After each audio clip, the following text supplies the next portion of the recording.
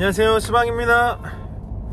네, 오늘은 무신사 유저드 이야기를 좀 해보려고 해요. 네, 사실 제가 무신사가 어떻게 플레이할지 뭐 사전조사한 거는 잘 없는데 그냥 뇌피셜로 뇌피셜로 어디서 주워들은 얘기로 좀 이야기를 한번 해볼까 합니다. 일단 많은 분들이 빈티지 업자들이 무신사 유저드 들어오면 진짜 빈티지 공룡에게 다 잠식당한다, 뭐 골목상권 다 망한다, 뭐 이렇게 우려하시는 분들도 계실 텐데요. 저는 일단 그렇게 생각은 안 해요. 일단 이거를 업자로서도 봐야 되고, 그리고 소비자로서도 봐야 되잖아요. 그러니까 뭐 옛날에 뭐 대형마트 들어오면은 골목상권 다 망한다고 막 난리였잖아요. 뭐 이마트니 이런 거 거의 없었을 때, 까르푸 뭐 이런 거 있었을 때였는데, 그게 뭐 거의 한 20년 전이죠.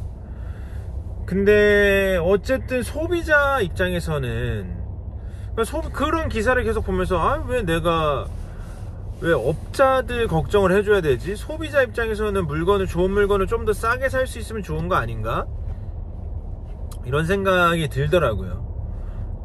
뭐 산지 직송인 이렇게 유통 마진을 뭐 좀 적게 해가지고 그런 것들 있잖아요. 택시도 마찬가지예요.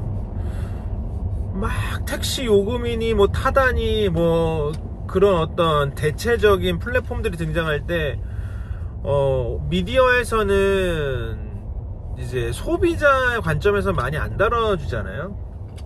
그러니까 무신사 유저도 들어오면은 소비자 입장에서는 조금 더 공식력 있는 업체가, 자본 있는 업체가 서비스를 삿발을 팍 잡고 들어오면은 개선되는 것들이 많지 않겠습니까?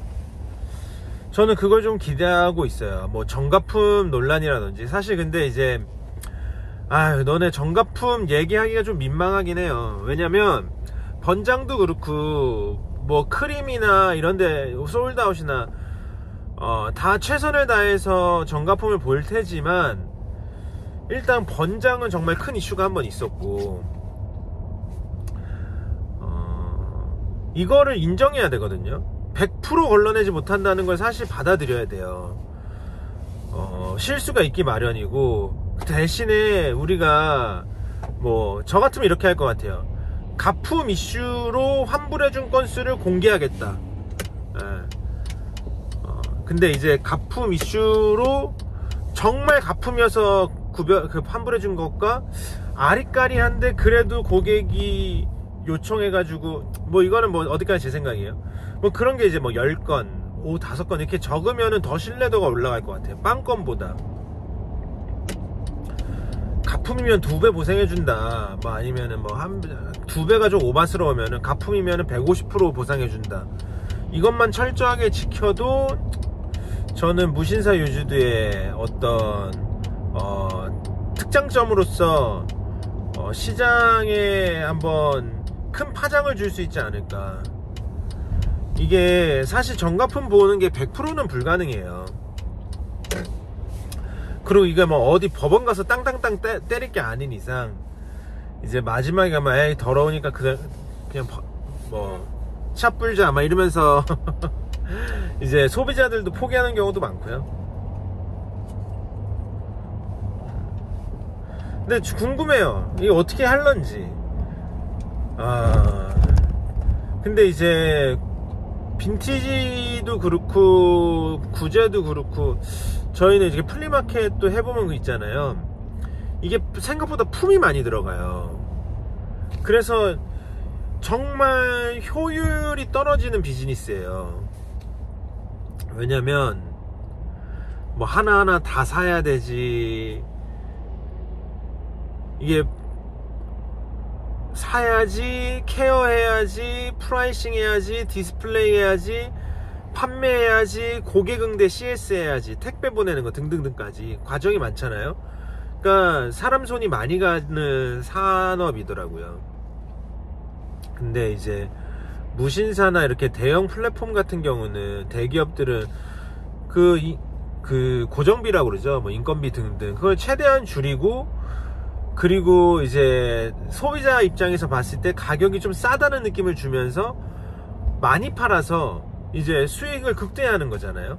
그러니까 우리는 수박 같은 경우는 좀 적게 팔더라도 조금 품도 다 드릴 거 다 드리고, 그 다음에 조금 더 비싸게 팔겠다, 비싸게는 아니더라도 제값을 받고 팔겠다, 약간 이런 그런 스탠스잖아요. 그래서 저희는 뭐, 근데 저희뿐만 아니라 대부분의 작은 규모의 빈티지샵들이 그럴 텐데, 이 딜레마를 어떻게 극복할 수 있을 것인가. 물건을 키로로 아니면 엄청 베일로 받아서, 키로로 받는다는 거는 뭐 베일보다는 조금 더 퀄리티가 떨어지겠죠. 베일은 뭐 셔츠 100장 뭐 이런 식으로, 거기서 속간해서 세탁을 하고, 그 다음에 프라이싱을 하고, 업데이트를 하고, 택배를 보내고, 이런 과정 속에서 발생하는 자기네들이 기존에 전혀 경험해보지 못했던 그 어떤 고정 지출들. 그리고 사실 사람들이 로봇가 아니잖아요. 그러니까 이거를 누구한테 이 비즈니스를 누구랑 MOU를 맺어서 하는 건지 잘 모르겠지만, 직접 한다면은 그 많은 사람들도 다 케어가 들어가야 되는 거거든요. 그렇잖아요. 기계가 아니잖아요. 걔네들 조직에 불만이 있을 수도 있고, 아니면 어떤 애는 뭐 훔쳐갈 수도 있는 거고, 어쨌든 그 무신사 유주드에서 일하는 사람들이 행복해야 되니까, 그런 것까지 고려하면은 쉽지 않은 도전이고, 그래서 기존에 잘하고 있는 이제 소매상들이 막 덜컥 겁을 먹을 필요는 없지 않을까. 그리고 아직까지는 한국은 헌옷을 입는다는 거에 대한 거부감이 많아요. 저는 무신사 유주드가 해줘야 되는 일이, 그 무신사 고객들에게만이라도 너네 헌옷 사볼래? 야 피어부가 우리한테 사면 뭐 50만원인데 무신사 유주드에서 사면은 38만원이야 한 번 입은 거야. 이 경험만 늘려놔 주셔도, 아직까지는 한국에서 이 빈티지 파이가 그렇게 크지 않기 때문에 공생할 수 있는 거라고 생각합니다. 저는 좀 기대가 돼요. 좀 궁금해요. 쟤네가 저걸 어떻게 할 수 있을까. 저거 진짜 귀찮은 일인데, 그 귀찮음을 5년 10년 15년 버티면서 완전히 최대한의 노하우를 갖고 있는 그런 어떤 고수들이 남아 있는 건데, 쟤네들 숫자가 바로 보여지지 않으면 이거 5년 10년 버틸 수 있을까, 그런 생각이 들어요. 크림이 버티고 있는 거 보면은 무신사 유주들도 금방 철수할 것 같지는 않지만, 근데 제가 이게 벌써 한 3-4년 정도 된 얘기인데, 네이버에서도 일본 쪽하고 협업해가지고 어플리케이션 만들고 했던 게 있었어요. 빈티지 시티였나 그러니까 아마 무신사 유주드가 등장하면은 대적할 만한 무언가가 나오긴 할 것 같긴 해요. 그러니까 이제 그게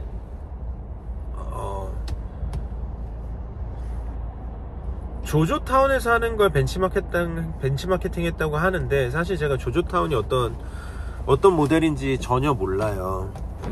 전혀 모르고. 근데 조조타운 이런 데는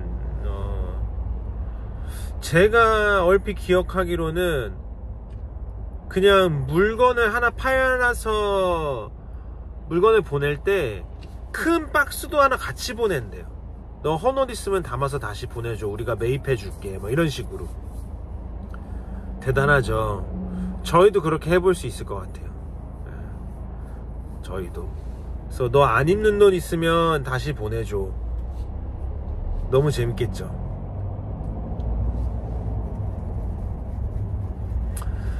사실 이 빈티지 싸움은 물건 싸움이라 물건이 마르고 다르면 안 되는데, 어떻게 하면은 양질의 물건을 끊임없이 공급받을 수 있을까, 그 문제를 해결해야 되지 않겠습니까? 뭐 물론 당연히 여기도 바이어 팀이 있겠죠. 그러면 태국도 가고 뭐 캄보디아도 가고 일본도 가고 할 텐데, 진짜 만만치 않을 것 같아요. 왜냐면 일단 대기업이니까 업체 측에서 무조건 가격을 싸게 주지도 않을 거고, 그리고 싸게 들고 온 그 옷이라 하더라도 뭐 대단히 싸지도 않을 거고, 그리고 새로운 큐레이팅일 수가 없고, 일단 그거는 포기해야죠. 얘네들이 엄청나게 새로운 큐레이팅을 할 수 있는 사업 성격은 아니다. 그러니까 수박이 어디 가서 보고 이거 될 것 같은데 하면서 밀었던 뭐 00년대 프라다 스포츠의 아메리칸 컵이라든지, 그러니까 전혀 빈티지에서 껴주지 않았던 그런 느낌적인 느낌의 아이템들이 있거든요. 그러니까 그때로 얘기하면 이제 네오죠. 왜냐면 90년대도 안 껴줬는데 00년대 거를 끼려고 그러니까. 지금은 이제 무드가 00년대로 많이 넘어왔는데, 그러면 이게 수식이 뭐 한 10년씩 젊어지는 거잖아요.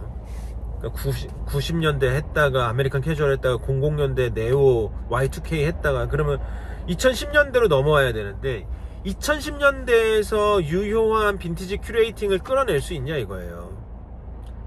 제가 생각했을 때 2010년도는, 제가 생각했을 때 00년도는 뭐 무슨 스포츠 있죠.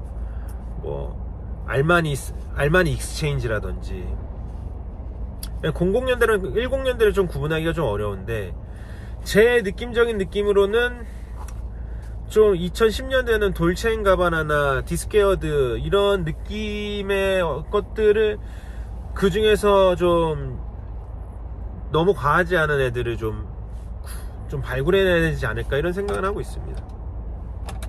어렵죠. 사실은 상당 부분은 90년대가 계속 독차지하고 있을 것 같긴 해요. 이제 나오는 거 한번 봐야죠.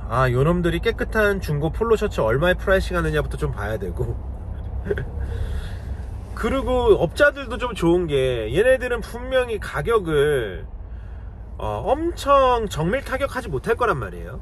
폴로 셔츠인데 뭐 6만원 받아야 될 게 있고 3만원 받아야 될 게 있고 9만원 받아야 될 게 있고 뭐 있잖아요. 근데 그 어림 잡아서 제가 봤을 때 막 55,000원 뭐 이렇게 팔 것 같은데, 그러면 이제 매 눈을 가지고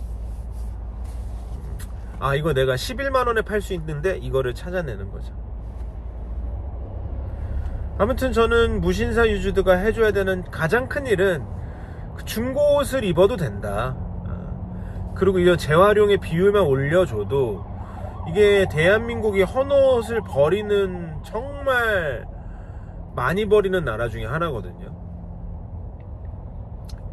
이렇게 저희가 지금 막 그 GDP 4만 불을 본다고 하는데, 환경이나 재활용에 대한 어떤 인식이 떨어지는 나라가 잘 없어요.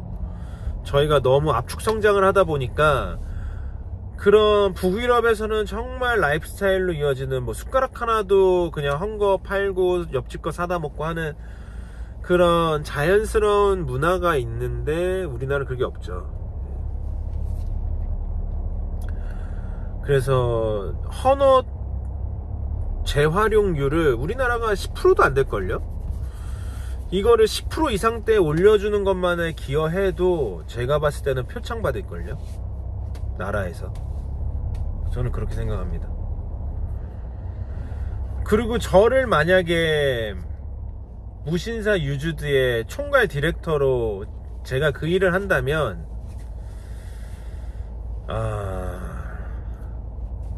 누구랑 싸워야 되나 그럼 먼저 보겠죠. 뭐 일단 타겟은 크게 봐서는 번장, 후르츠, 뭐 당근 이런 거 아니겠어요? 물론 이게 직접 할 것 같아서 성격이 조금 다르긴 한데 플랫폼을 제공해 주는 게 아니라, 근데 그 이면에는 어쨌든 많은 협력업체들이 필요할 거거든요. 그렇잖아요.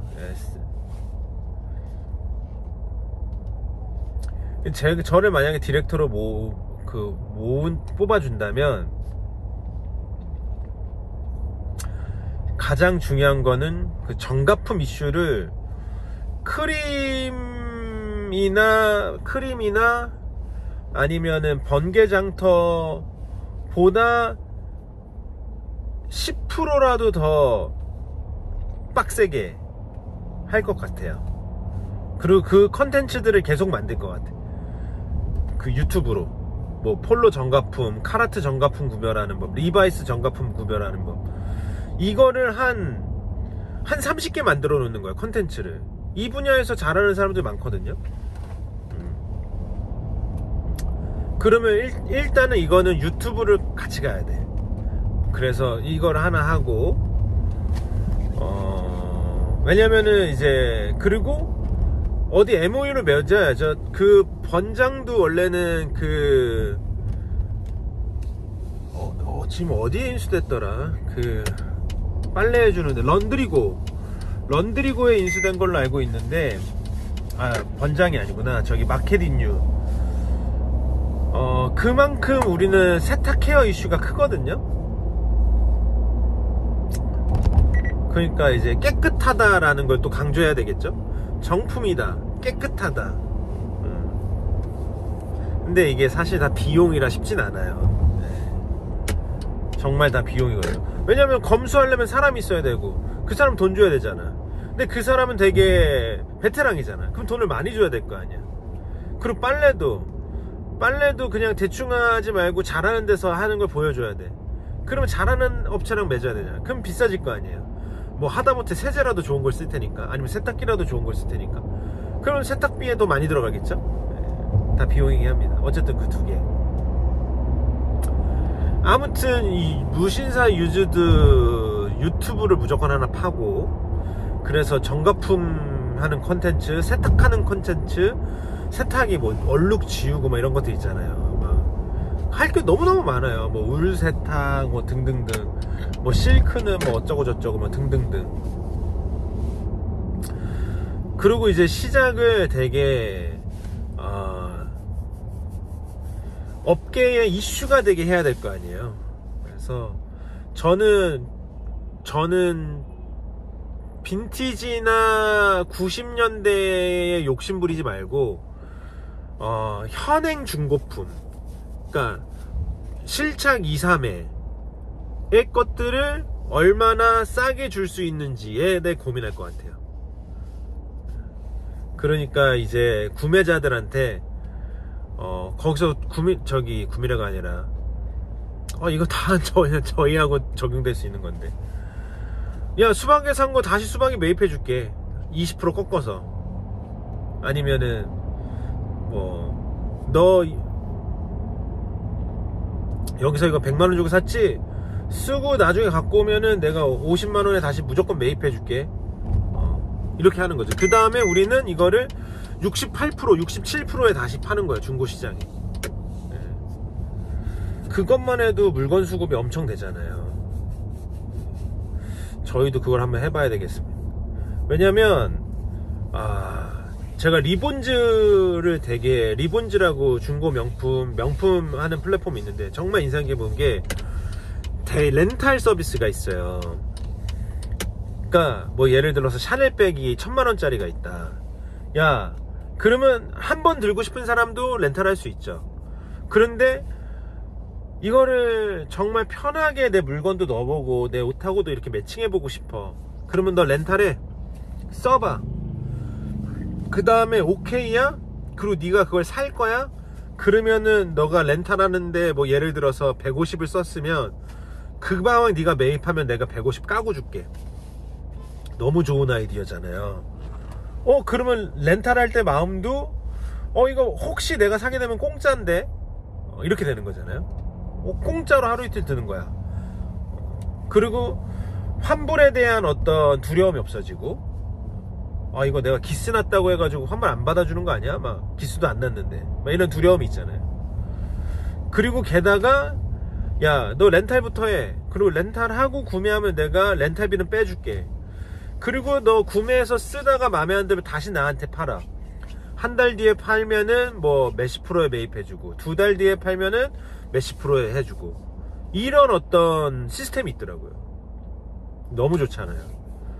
그러니까 드리고 싶은 말씀 뭐냐면, 물건 수급이 진짜 쉽지 않다. 좋은 물건 수급이.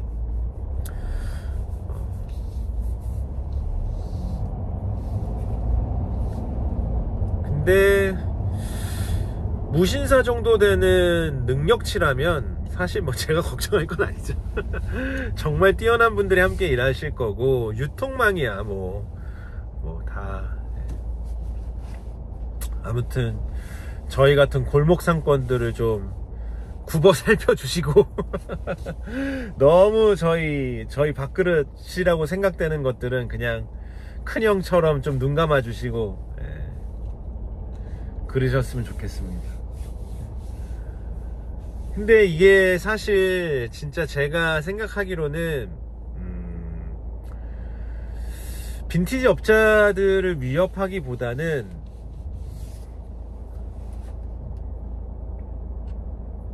새옷 파는 사람들이 더 긴장감을 가져야 될 것 같긴 해요. 그러니까 무신사에 입점해 있는 브랜드를 똑같이 팔고 있는 편집샵이나 아니면은 조그만한 그런 어떤 상점들, 아니면 대리점들, 무신사에서 잘 파는 것들 좋은 가격에 중고로 나옵니다. 이제 무신사 유주드에. 예를 들자면 무신사가 각 잡고 아메카지 특별전 해가지고 자기네 갖고 있는 DB에 리얼 맥코이 아니면 버즈릭슨 뭐 이런 거 있죠. 웨어하우스, 프리휠러스, 풀카운트, 이런 것들 다 한번 긁어 모아가지고 뭐 구매한 사람 있으면 뭐 문자라도 한 통 보낸다든지, 아니면 뭐 팝업 빡 띄워가지고 최고가에 매입해드립니다 이렇게 해가지고 빡 긁어 모아요.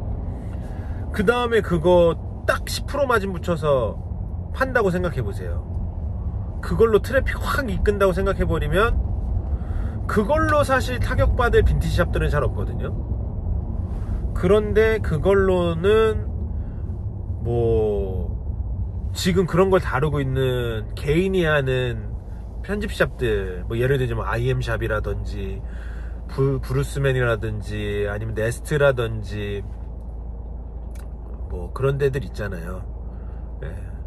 그런 데들은 타격이 없지 않지 않을까, 저는 이렇게 생각이 듭니다. 근데 뭐 아무튼 어떻게든 파이가 커지면은 또 각자 살 길이 있을 거고, 근데 이게 어쨌든 비즈니스라는 게 그냥 뭐 동아리 활동은 아니잖아요. 나보다 실력 있는 사람이 등장해서 내가 이 승부에서 지면은 그냥 지는 거예요. 이길 준비를 해야 돼요. 수박은 어떻게 무신사 유지드가 들어왔을 때 살아남을 수 있을 것인가. 저희는 그걸 대비하기 위해서 지금 위탁 판매 비즈니스를 꾸준히 하고 있는 거고, 이거를 반자동화 시스템화 하려고 노력하고 있는 거죠. 그리고 아무래도 조금 더 사람의 온기가 묻어 있는 CS나 큐레이팅이 가능한 거고, 그러니까 1000억대 매출로, 뭐 솔직히 모르겠어요. 얼마나 할지 모르겠지만 10억대, 그러니까 10단위, 그러니까 100억 전까지 매출로는 무신사와 수박의 다름으로 승부를 볼 수 있을 것 같아요. 그런데 100억대 이후의 매출로는 수박이 무신사가 하는 걸 얼마나 빠르게 카피해서 조금 더 잘할 수 있느냐로 갈 것 같고, 1000억대 매출로 가면은 뭐든지 무신사보다는 조금 잘해야 되겠죠. 그러니까 저는 되게 유의미하게 생각하는 게, 100억대 매출과 1000억, 100억대 매출 하려면 어떻게 가야 되는지를 번장이나 무신사 유주드가 저희한테 많이 공부시켜 줄 것 같아요. 그리고 게다가 번장은 지금 메루칼이랑 협업이 돼 있어서 일본 물건이 들어와 있잖아요. 실제로 저는 메루칼, 그 번장에 들어있는 메루카리에서 물건을 사본 적은 없어요. 괜히 뭐를 좀 경계심이 들더라고요. 좀 이렇게 안전하다라는 그런 느낌은 좀 안 들어요, 본능적으로. 그러니까 그렇듯이 이 무신사 유주드도 뭐 이베이라든지 뭐 아니면 조조라든지 이런 데랑 큰 데랑 MOU를 맺어서 해외에 있는 매물까지도 끌고 들어올 수 있는 확률이 높겠죠.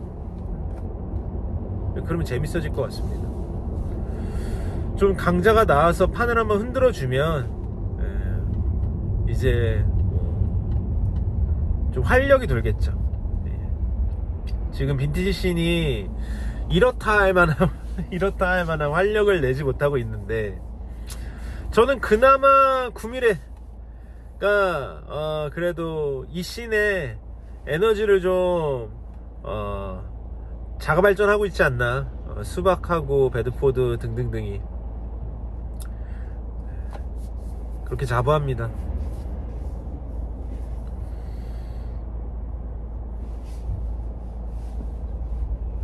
근데 아무튼 이 빈티지 업이 진입장벽이 낮잖아요. 이거 뭐 고졸 졸업장 있어야 되는 것도 아니고, 자본이 뭐 1억씩 들어가는 것도 아니고, 무슨 라이센스가 있어야 되는 것도 아니고, 그냥 자기가 입던 옷 번장에만 팔아도 그거 그냥 빈티지 샵인데, 그러니까 진짜 쉽게 시작하고 적당한 실력으로 적당한 수입을 벌던 사람들은 이 게임에서 질 수도 있을 거라는 생각이 좀 듭니다. 그리고 이게 좀 애매하거든요. 정말 노력하고 고생하는 품에 비해서 수익이 낮은 사람들도 많아요. 실제로 잘하고 잘해왔는데 이 파도는 넘지 못해가지고 콱 꼬꾸라지면은 이게 들이는 노동과 에너지에 비해서 수거되는 게 진짜 적거든요.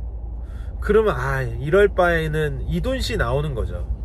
그냥 어디 들어가서 그냥 그 매출 스트레스 안 받고 그냥 한 달에 230 벌면 좋겠다, 이럴 수도 있어요. 그럼 많이 떨어져 나가는 거죠. 이 말인 즉슨 진짜 비효율적인 산업이에요. 사람 손 에너지가 많이 들어가야 되는. 반대로 얘기하면은 되게 사회적인 산업이죠. 많은 일자리를 창출할 수 있고 좋은 팀워크를 만들어내서 정말 좋은 문화를 한번 이 대한민국의 정말 근사한 패션 관련된, 예술 관련된 문화를 내가 밭에 갈 수 있다, 그런 장점도 있죠. 사실 수박도 그런 거를 되게 앞서서 말하진 않지만 인건비를 많이 주는 산업이라는 거에 대한 자부심은 저도 있어요. 그리고 저희는 인건비 뿐만 아니라 그런 월세도 많이 내고 협력업체들도 다양하게 있고, 하다못해 저희들은 수선도 많이 하고 세탁도 하고 뭐 옷도 만들어야 되고, 그럼 원단 시장도 가야 되고, 원당 시장 가면은 아무튼 그런 거죠. 밥도 먹어야 되고. 네. 저 지금 몇 번을 찍다가 포기했어요. 좋은 컨텐츠가 안 나가지고. 이번엔 성공. 네, 조만간 이제 답심리 풍물시장이나 답심리 고미술상가동 컨텐츠가 올라갈 겁니다. 감사합니다.